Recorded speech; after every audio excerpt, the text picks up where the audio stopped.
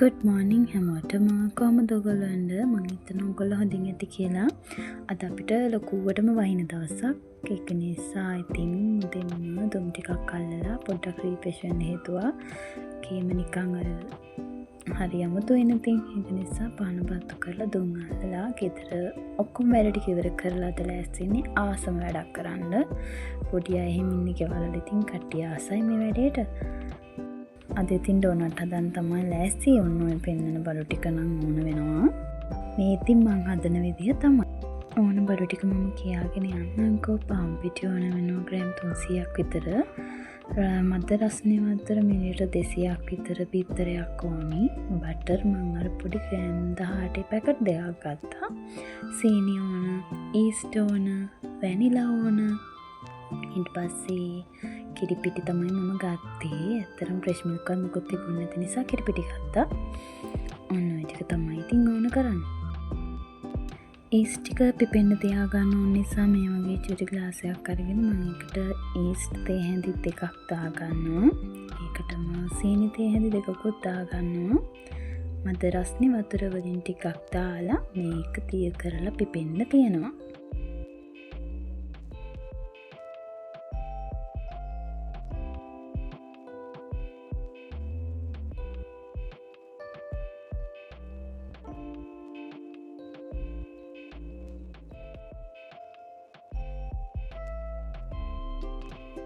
වැස්ස දවසට එලි පහලියට යන්න බැරි වුණත් පොඩි ළමයිට මේ වගේ කෑමක් හදලා දුන්නොත් ඒගොල්ලෝ හරි ආසාවෙන් කනවනේ.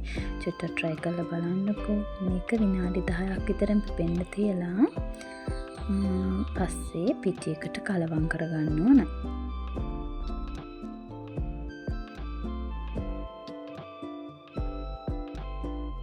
ඔන්න ඉතින් විනාඩි 10කට විතර පස්සේ මේ ටික හොඳට පිපිලා තියෙනවා. මම දැන් ඒක පිටියකට දාලා ඒකට අවශ්‍ය කරන අනිත් ටික, ඒ කියන්නේ බිත්තරේ, පස්සේ බටර් ටික, ඊට පස්සේ කිරිපිටි ටිකත් මම ඕකටම දා ගන්නවා. ලුණු කුඩු චුට්ටක්, ඊට පස්සේ වැනිලා බින්දු දෙක තුනක් දා ගන්නවා.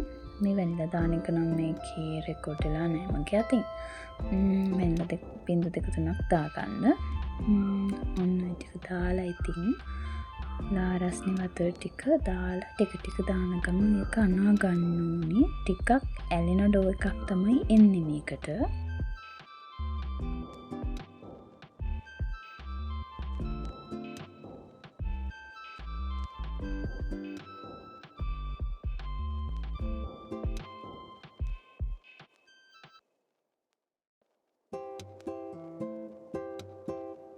පේනවනේ ඉතින් මේක ටිකක් කිව්වට ගොඩක් ඇලෙනවා. ටික අනන්න ඕනේ ඉතින් මේක. පස්සේ හිමීට මේ වෙනිම පාන් පිටි ටිකක් අරගෙන ඔය වගේ ටේබල් ටොප් එකට දාලා හොඳට අතින් නීට් කරගන්න ඕන.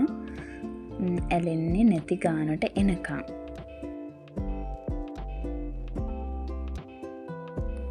හොඳට මේ විදිහට අත් දෙකෙන් නීට් කරගන්න ඕන. බීටර් එකක් තියෙනවා නම් ඒකේ පිටි අනන හුක් දෙක දාලත් අනා ගන්න පුළුවන්. නමුත් අතින් අනන එක තමයි ගොඩක්ම හොඳ. ඉතින් මේක හොඳින් අනාගත්තට පස්සේ බෝල් එකකට දාලා මේක හොඳටම ඩබල් සයිස් පිපෙනකම් මේ අපි හොඳ පිරිසිදු රෙදි කෑල්ලකින් වහලා මේක තියන්න ඕන පැයක් විතර. හැබැයි ඔය පිපෙන විදිහ නම් දේශගුණේ අනුව වෙනස් වෙනවානේ. ඔන්න ඉතින් විනාඩි 40ක් විතර ගියාට පස්සේ හොඳටම ඩෝ එක පිපිලා තිබුණේ.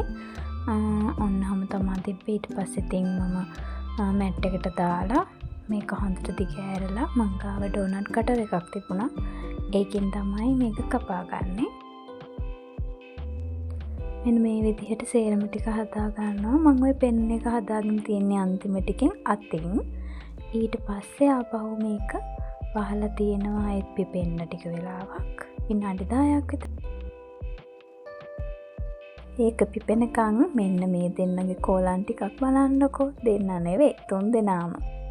අර ගොල්ලන්ගේ වැඩ කිඩ ටික බලනකොට පුතා ඇවිල්ලා මෙහි වැඩ පටන් ගන්න තිබුණා. චොක්ලට් චිප්ස් ටික තිය කරන්න.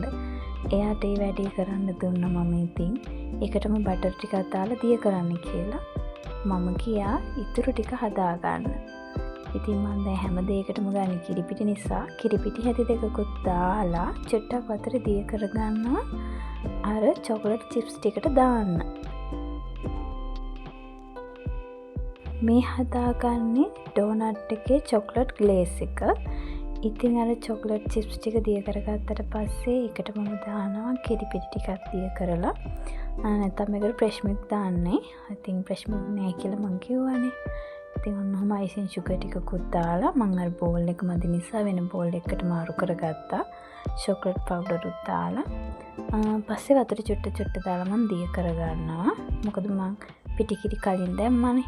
ඒක නිසා ෆයිනල් ලුක් එක ඔන්න ඔය විදිහට තමයි තියෙන්නේ. මෙන්න මේ ගානට එන්න ඕන. තෙල් එකක් ඉතින් තාච්චියේ තියලා මෙන්න මේ විදිහට මේ ටික බැද ගන්නවා. අන්තිමට කරන්න තියෙන්නේ ලස්සනම වැඩේ. මේ ටික ඉතින් චොකලට් ග්ලේස් එකේ තවරලා පැත්තකින් තියා ගන්න ඕනි. හැබැයි ඩෝනට් එක නිවුනට පස්සේ.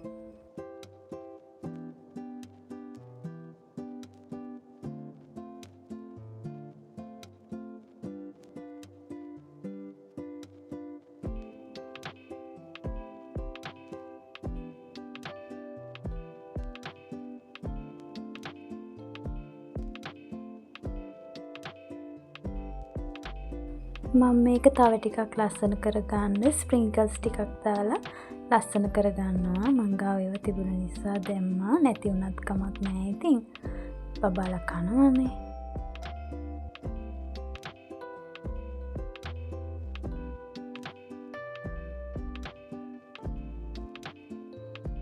අන්තිමට ඉතින් අපි තේ මේසයක් ලෑස්ති කරගෙන චූටි තේ පාටියක් දාලා මේ ඩෝනට් ටික රස බැලුවා.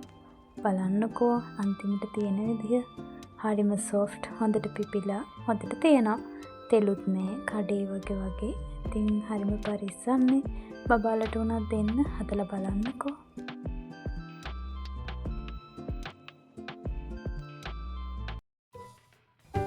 කියන්නකෝ බලන්න මගේ ඩෝනට් එක ලස්සනයිද කියලා. ලස්සන වගේම මං හිතනවා ඒක රසට තිබුණත් කියලා. මොකද ඔක්කොමලා මේක කෑව නිසා. ඉතින් අදට මම ගිහිල්ලා එන්නම්. අපි තේ එකක් වුණ තමයි හදන්නේ. මේචර වෙලා මාව අහගෙන බලාගෙන හිටපු ඔයගොල්ලෝ හැමෝටම thank you. ආයෙත් දවසක අපි හම්බ වෙමු.